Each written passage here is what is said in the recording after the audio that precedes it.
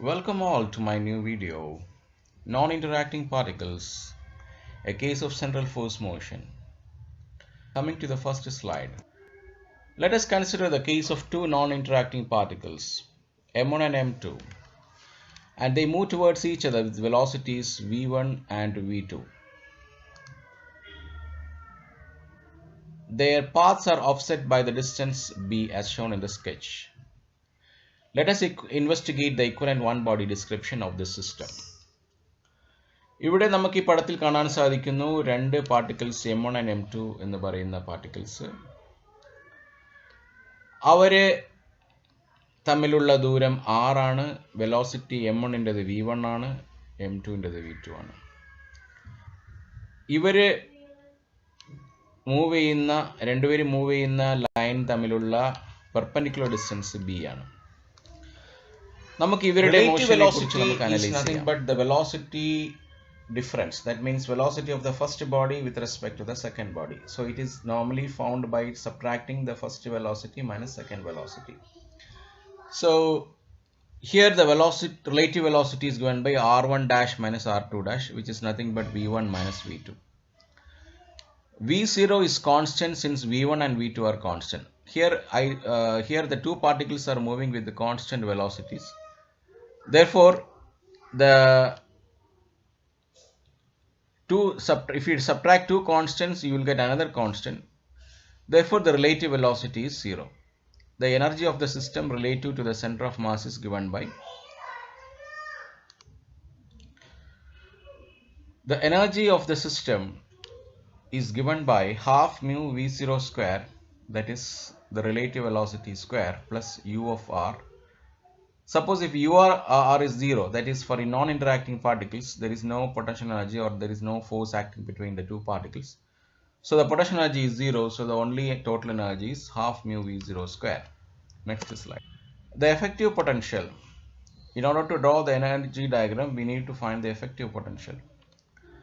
So in the previous videos, we have shown that the effective potential is nothing but the kinetic energy due to the angular component plus the potential energy, that is nothing but this is L square by 2 mu r square plus u of r.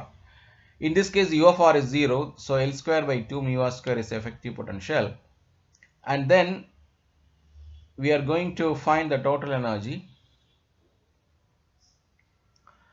So the total energy is again given by half mu v square, that is the relative velocity square, plus L square by 2 mu r square, and then I am substituting this as half mu v0 square in this case. In this case, you can see here as the particle approach each other, r decreases. At this point, the distance between them r is equal to b.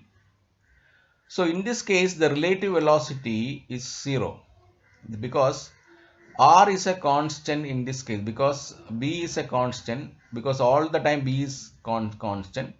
So b doesn't change. If we differentiate b, you will get 0. Therefore r dash is 0 at this instant. So at this instant of time, if I am finding the value, that is the kinetic energy due to the angular component, that is effective potential in this case. So that means I am putting r equal to b, and at that time half mu v0 square is the total energy, and that will give you L is equal to mu b v0. So I cancelled all these things and I got L is equal to mu b v0, and putting the value of L in the effective potential, you get half mu v0 square into, instead of L you will get mu square b square v0 square, and that divided by r square. So mu square v0 square b square by r square. So that is what s square by 2 mu r square. So mu and mu cuts out. So this is the value of the effective potential in this turning point. Now we are going to draw the energy diagram in this sketch. You can see here the variation of the energy and with respect to the distance between the two particles.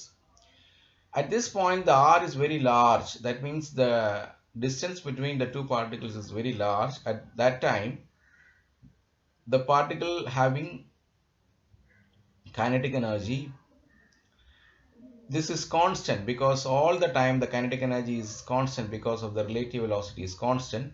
So this straight line refers to the, suppose it refers to the kinetic energy. But the varying energy is potential energy. You can see here potential energy is inversely proportional to r. So if r decreases, u increases. So as you can see here, as r comes to the left, that is decreases and decreases, you can see here the potential energy keeps on increasing, and at this particular point that value of the kinetic energy becomes equal to the value of the potential energy. ഈ പടത്തിൽ നിങ്ങൾക്ക് വളരെ പ്രധാനപ്പെട്ട ഒരു സംഭവം കാണാൻ സാധിക്കും. ഇതൊരു പ്രധാനപ്പെട്ട ഫിഗർ ആണ്. ഈ രണ്ട് പാർട്ടിക്കിളുടെ എനർജിയും ടോട്ടൽ എനർജിയും പൊസിഷൻ ഡിസ്റ്റൻസ് ബിറ്റ്വീൻ ദ പാർട്ടിക്കിൾസും പ്ലോട്ട് ചെയ്തിരിക്കുന്നത് ഈ ഗ്രാഫിലാണ്. ഇവിടെ നമുക്ക് കാണാൻ സാധിക്കും r വളരെ വലുതായിരിക്കുമ്പോൾ പൊട്ടൻഷ്യൽ എനർജി വളരെ കുറവായിരിക്കും, because potential energy is inversely proportional to r. ഇവിടെ കൈനറ്റിക് എനർജി എല്ലാ സമയത്തും കോൺസ്റ്റന്റ് ആയിരിക്കും, കാരണം വെലോസിറ്റി കോൺസ്റ്റന്റ് ആണ്. റിലേറ്റീവ് വെലോസിറ്റി, രണ്ട് പാർട്ടിക്കിളിന്റെ വെലോസിറ്റി കോൺസ്റ്റന്റ് ആണ്, റിലേറ്റീവ് വെലോസിറ്റിയും കോൺസ്റ്റന്റ് ആണ്.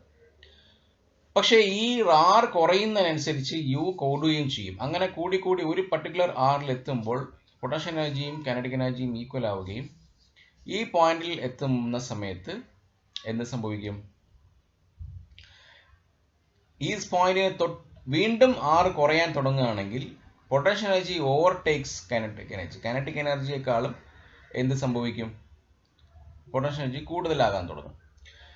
അപ്പോൾ എന്താ സംഭവിക്കുക?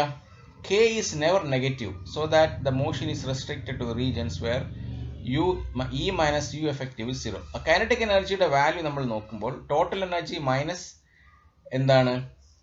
Kinetic potential energy, effective potential energy. അപ്പോൾ ഇവിടെ k സമം E മൈനസ് യു. അപ്പോൾ യു കെക്കാളും കൂടി എന്ന് പറഞ്ഞു കഴിഞ്ഞാൽ അതിൻ്റെ അർത്ഥം ഇവിടെ ടോട്ടൽ എനർജി എന്ന് പറയുമ്പോൾ ഈ വാല്യൂ ആണ് ടോട്ടൽ എനർജി. അപ്പോൾ ടോട്ടൽ എനർജി എന്ന് പറയുന്നത് ഈ പൊട്ടൻഷ്യൽ എനർജി കൂടുതലായതുകൊണ്ട്, ഈ ടേം സെക്കൻഡ് ടേം കൂടുതലായതുകൊണ്ട് ഈ ടേം കുറവായിരിക്കും. ഈ ടേം കുറവായതുകൊണ്ട് നെറ്റ് കൈനറ്റിക് എനർജി നെഗറ്റീവായി മാറും. അപ്പോൾ അതുകൊണ്ട് കൈനറ്റിക് എനർജി ഒരിക്കലും നെഗറ്റീവ് ആകാൻ സാധ്യമല്ലാത്ത മോഷൻ ആയതുകൊണ്ട് the motion is restricted to this case only when the kinetic energy is positive. അതായത് ഇത്രയും ഭാഗത്ത് മാത്രമേ മോഷൻ പോസിബിൾ ഉള്ളൂ, റെസ്ട്രിക്റ്റഡ് ആണ് ഈ പാർട്ടിക്കിളിൻ്റെ മോഷൻ. അപ്പോൾ E minus U effective should be greater than or equal to 0. That is, kinetic energy should be positive or 0. That is the only possibility for the motion of this condition. Initially R is very large. ആദ്യം R വളരെ വലുതായിരുന്നു. As the particle approaches, the kinetic energy decreases and vanishing at the turning point. ഇവിടെ എത്തുമ്പോൾ എന്താ സംഭവിക്കുക? kinetic energy 0 ആയി പോകും, radial velocity becomes 0 and the motion is purely tangential, which gives you, this is already the equation which is called as half mu. The energy at this turning point, the total energy is given by only the effective potential energy, that is nothing but half mu v0 square b square by r. Next slide. So rt is the distance of closest approach of the particles. Once the turning point is passed, r increases and the particles separate. Turning point cross ചെയ്യാൻ വീണ്ടും തുടങ്ങുമ്പോൾ r increase ചെയ്യുകയും particles separate ചെയ്യാൻ തുടങ്ങും. In our one-dimensional picture, the particle mu bounces off the barrier of the effective potential. Let us apply this energy diagram to the problem of planetary motion. ഈ പ്രോബ്ലത്തിനെ planetary motion apply ചെയ്യാൻ നോക്കാം. Force between the two planets is given by minus gm1 m2 by r square. ഇതിന്റെ corresponding potential minus gm1 m2 by r. Next slide. Effective potential is u plus the kinetic energy due to the angular motion. So minus gm1 m2 by r plus l square by 2 mu r square. ഇവിടെ L 0 അല്ലെന്ന് വിചാരിക്കുക. അപ്പോൾ ഈ second term 0 അല്ല. അപ്പോൾ ഈ second term ഡിനോമിനേറ്ററിൽ r square ആണ് വരുന്നത്.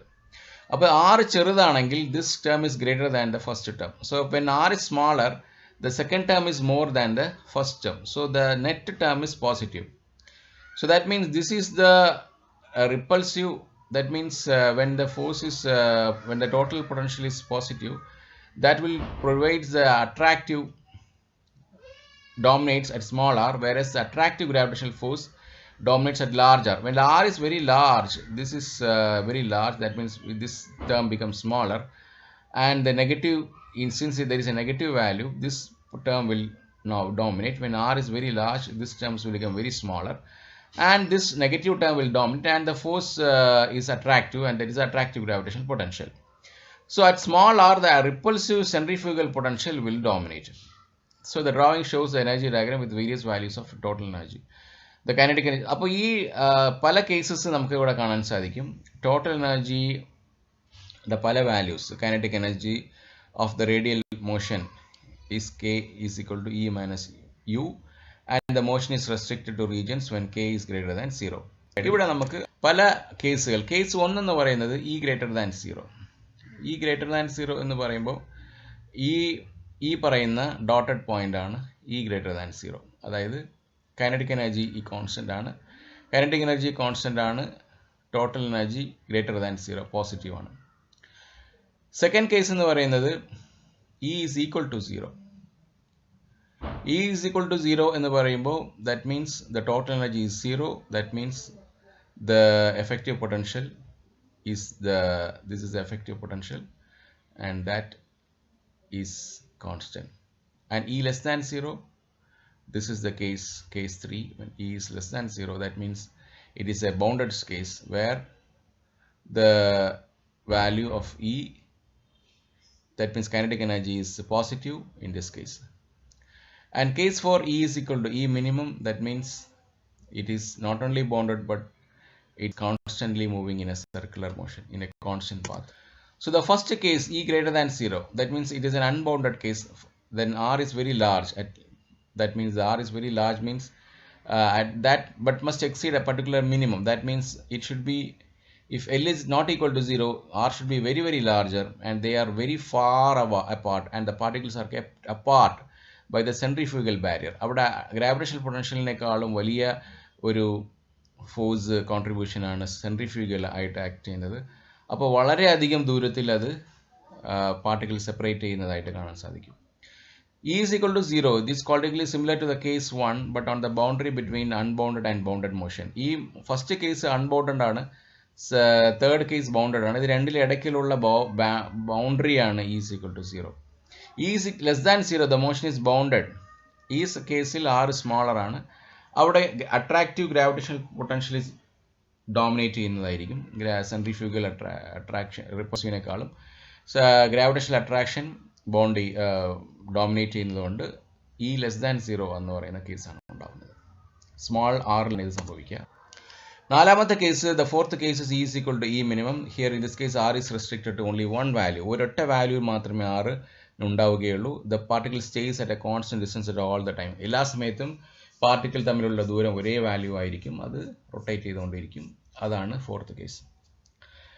അപ്പോൾ then in the next section, the next videos, we will come to know the cases 1, 2, 3 each separately, and what type of what are the shapes of the orbit in the each cases. And there is one more other possibility when L is equal to 0. In this case, the particles move along the straight line on a collision course. Since when L is 0, there is no centrifugal barrier to hold them apart. L 0 എന്ന കേസിൽ centrifugal barrier ഉണ്ടാവുകയില്ല, അതുകൊണ്ട് അത് straight ലൈനിലായിരിക്കും. This come to the end of this video.